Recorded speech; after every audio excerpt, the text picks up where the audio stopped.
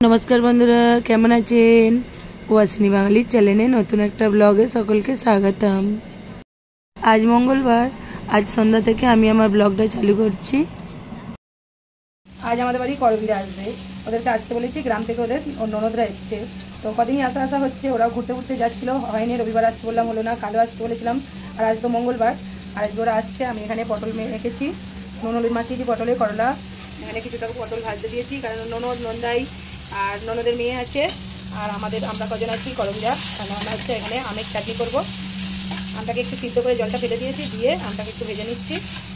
আর এদিকে বেগুন ভাজা করব, বেগুন ভাজা, পটল ভাজা, করলা ভাজা, আর তারপর চিকেন মটন নিয়ে আসছে, সেগুলো এখানে এসে পৌঁছায়নি, কারণ এখনও সন্ধ্যা হয়নি, আর এখন আমাদের ও আসেনি। এখন 7:30 বাজে, কটা বাজে দেখি, পুরো 7টা বাজে। ওরা এখন আসতে টাইম লাগবে, আর আমি তো তখন ভাজাভুজিগুলো করে ফেলছি, চাটনিটা করে ফেলছি, আর ওরাও আসবে, তারপর নাস্তা হবে। আমটা একটু শক্ত শক্ত আম বলে আমটা টাইম লাগছে, আর এখানে আমের চাটনিটা হয়ে এসছে। তাও আমটা একটু বেশ মানে শক্ত শক্ত, যেটা খেজা খেজা আম বলে সেই রকম আম। সিদ্ধই হচ্ছে না, কত জল দিয়ে সিদ্ধ করলাম আগে। তারপর এখানে একটু সর্ষে বেটে নিয়েছি, পটলগুলো ভাজা হয়ে গেছে, বেগুনটা ভাজা হচ্ছে, এখনও ডাল হবে, করলা ভাজবো, এগুলো আমি করে রাখবো। আর এখনও তো ফোন করেছিলাম, এখন অনেকটা দূরে আছে, আধা ঘন্টার উপর লাগবে আসতে। তারপর চিকেন কিনবে, তারপর বাড়ি ফিরতে অনেকটাই লেট হয়ে যাবে। আর মটন তো হবে, ঝোল যেহেতু হচ্ছে, ডাল করতে হতো না, আমাদের জন্য আবার ডালটা করতে হবে। আমরা তো 3 জনেই খাবো না, আর আমার বড়ো ছেলেটা একটু খায় মেখে টেকে দিলে, কিন্তু ছোটো একদম খায় না। ছোটো আমার মতো, তুমি কেন খাও না? আমিও খাবো না, একদম মটন খেতে যাই না। রকম ভাজাভুজি হয়ে গেছে, এখানে ভাতের জল বসিয়ে দিয়েছি, আর এখানে মাটনের আলুটাও ভেজে নিয়েছি, এখনও এসে ফেরেনি। আর এখানে চালটা ভিজিয়ে দিয়েছিলাম, বাসমতি চালটাকে একটু ভিজিয়ে রেখেছি, ভাতটা বসিয়ে দিয়েছি, জলটা বসিয়ে দিয়েছি, গরম করতে দিয়েছি। আর ট্রেনটা দেখুন, কত ভিড় দেখুন। প্যাসেঞ্জার কিন্তু আমাদের নালাসোপাড়ায় নেমে পড়েছে, এই ট্রেনটাতেই এসছে। আমার ফোনও এসে গেছে, বন্ধা আমাদের পাশের ঘরের ঠাকুর এসছে, কাল দেখাউঙ্গি। আমাদের ওই তো ফিরলো, আর করবিরাও এসে গেছে। চা করেছি এখন, একটু চিকেনটা ধোয়া হয়েছে, মটনটা ধোয়া হয়নি। আর চারিদিকে ঠাকুর যাচ্ছে। কালকে তো আমরা লালবাগ যাব, করবিরাও যাবে, আর আরও সব বন্ধুরা যাবে, অনেক বন্ধুরা। একটু চা করেছি শুধু।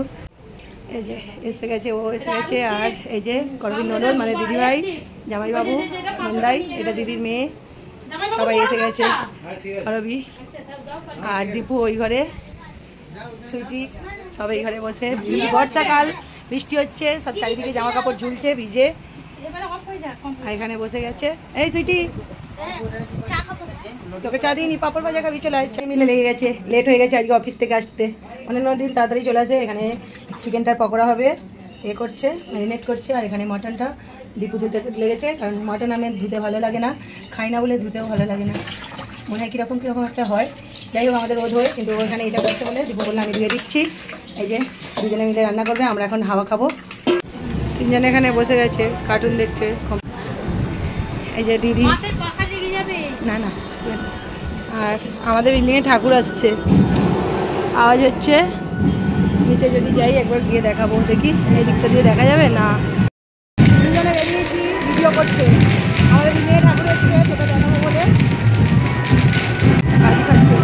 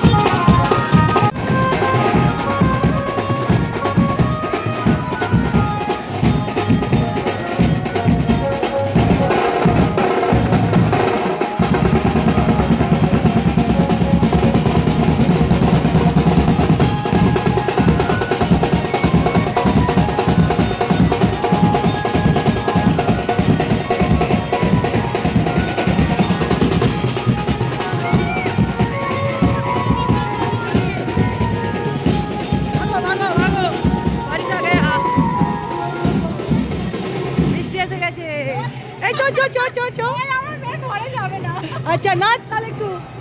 আমরা তো বাড়ি চলে যাচ্ছি, বৃষ্টি এসে গেছে, সবাই ছাতা খুলে দাঁড়িয়েছে আর রান্নাবান্নাও হচ্ছে, বাড়িতে লোক আছে। আবার এখানে একটা দেখুন বাড়ির গণেশ ঠাকুর আসছে আবার। কাটপা কাটপা, এটা একজনের বাড়ি। মরিয়া মরিয়া, বৃষ্টি থেমে গেছে। এই চলো চলো চলো, হ্যাঁ পড়ছে, বৃষ্টিটা পড়ছে, দাঁড়ানো যাবে না, ছাতা নিয়ে আসিনি, এখন চলে যাচ্ছি। আর ঠাকুর তো থাকলো, এখন 5 দিন থাকবে, অনুষ্ঠান আছে, খাওয়া দাওয়া আছে, সব রকম অনুষ্ঠান আছে, ড্রয়িং সব কিছু আছে, সেটাও দেখাবো। কাল তো যাচ্ছি গণেশ ঠাকুর দেখতে, সেটাও আপনাদের সঙ্গে শেয়ার করব। আর অনেক সব যাবে আমার বান্ধবীরা, সেটাও দেখাবো। বাড়ি ফিরলাম আর এখানে মটন রান্না চলছে। মটনটা আগে কষিয়ে নিচ্ছে, তারপর কুকারে দেবে, সিটি দিয়ে নেবে। আর চিকেনটা ম্যারিনেট করে ভিজে রেখেছো, চিকেনটা ভিজে রেখে দিয়েছে। মটন কষানো হয়ে গেলে আমাদের বিল্ডিংয়ের এখনও ঠাকুর ঢোকেনি, আওয়াজ হচ্ছে শুনতেই পাচ্ছেন বিল্ডিংয়ে। আর শুধু বিল্ডিংয়ে নয়, চারিদিকেই কিন্তু আর ঠাকুর আসছে, আওয়াজটা শুনতে পাচ্ছেন। আর এখানে মটনটা কষানো হয়ে গেছে, লঙ্কা হলুদ এখনও দেওয়া হয়নি, তার আগেই কিন্তু কালারটা দারুণ লাগছিল। আবার লঙ্কা হলুদ দিলে কালারটা সুন্দর আসবে। কার কার মটন পছন্দ 1 পিস করে তুলে নিন। অর্পিতার চাই নাকি? তুই তো বাটি নিয়ে আগে আসিস, তুই 1 পিস তুলে নে। কোনটা নিবি নিয়ে নে। কষানো হয়ে গেছে ভালো রকমভাবে। ওইটা দিচ্ছ? ওইটা দিচ্ছে তো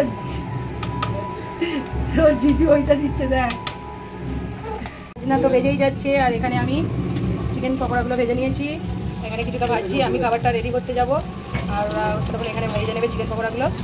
আর এই পকোড়াগুলো একটা দিদিভাইয়ের খুব পছন্দ, দিদিভাইটা সবসময় আমাকে বলে যে শতাব্দী চিকেন পকোড়া, মাছ ফিশ পকোড়া, এইসব পকোড়াগুলো খুব সুন্দর করে। যদিও আমি করি না, করে তো তোমার ভাই। আর দেখো এখানে চিকেন পকোড়াগুলো হয়ে গেছে কিছুটা, এগুলো ভাজুক, আমি ততক্ষণ খাবারটা রেডি করবো। অনেকটা রাত্রি হয়ে গেছে, কাল তো আমরা আবার ভোরে বেরোবো, মানে আমাদেরকে সারা রাত্রি ঘুমাবো না বললেই চলে। এখন তো 10টা বাজে, খেতে খেতে 10:30 বাজতে যায়, আর খেতে খেতে 11:30 বেজে যাবে। তারপর ওরা বাড়ি যাবে, তারপর খাবার দেওয়ার আবার 1টা-1:30টায় উঠতে হবে, উঠে স্নান টান করে কাজকর্ম সেরে তারপর আমরা বেরোবো। ফার্স্ট গাড়িতে যাবো 2:30টার সময়। এখানে দেখুন মাটনটা হয়ে গেছে, আর কালারটা দেখুন।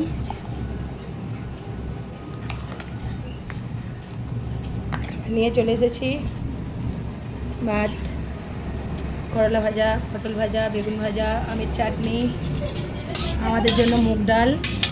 আর এটাই আমাদের রাত্রির আজকে খাওয়া দাওয়া। চিকেন পকোড়াগুলো এখনও ওখানে হচ্ছে, এখানে সবাই গল্প করছে বসে বসে, মোবাইল দেখছে। আমার তো বাংলা চ্যানেল নেই, হিন্দি চলছে, কার্টুন চলছে ছেলেদের। সবাই একসঙ্গে খেতে বসে গেছি, সবাই বসে গেছি, কারণ আলাদা আলাদা করে এখানে আমরা সবাই একসঙ্গেই বসে যাই। খাবার এতে নিয়ে নিয়েছি, খাওয়া দাওয়াটা শুরু করছি। তোর কত দূর? এর তো সবার থেকে বেশি টাইম লাগে, ওখানে একজনের হয়ে গেছে, আর এই একজনের টাইম লাগে।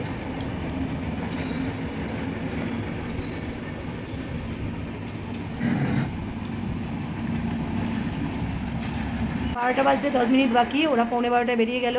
আর এখন তো আর শোবো না, কারণ ঘরটা ভালো করে মুছবো, তারপরে স্নান করবো, তারপরে হচ্ছে বাসনগুলো ধুতে বাকি আছে, বাসনগুলো দেবো, তারপর রেডি হব, স্নান টান করতে হবে, কারণ কাল তো আমরা ভোরে বেরোবো। আর আজকে ব্লগটা এখানেই শেষ করবো, আবার দেখা হবে কালকের একটা নতুন ব্লগে। আমরা যে গণপতি ঠাকুর দেখতে যাচ্ছি, আর কাল তো গণেশ চতুর্থী, সবাইকে জানিয়ে দিই গণেশ চতুর্থীর অনেক অনেক শুভেচ্ছা। আবার দেখা হবে নতুন একটা ব্লগ ভিডিও, নয়তো নতুন একটা রেসিপির সঙ্গে। সকলে ভালো থাকবেন, সুস্থ থাকবেন, সাবধানে থাকবেন। আর আজকে ব্লগটা যদি ভালো লাগে, লাইক, কমেন্ট, হাইপ করে দেবেন। সকলকে শুভরাত্রি।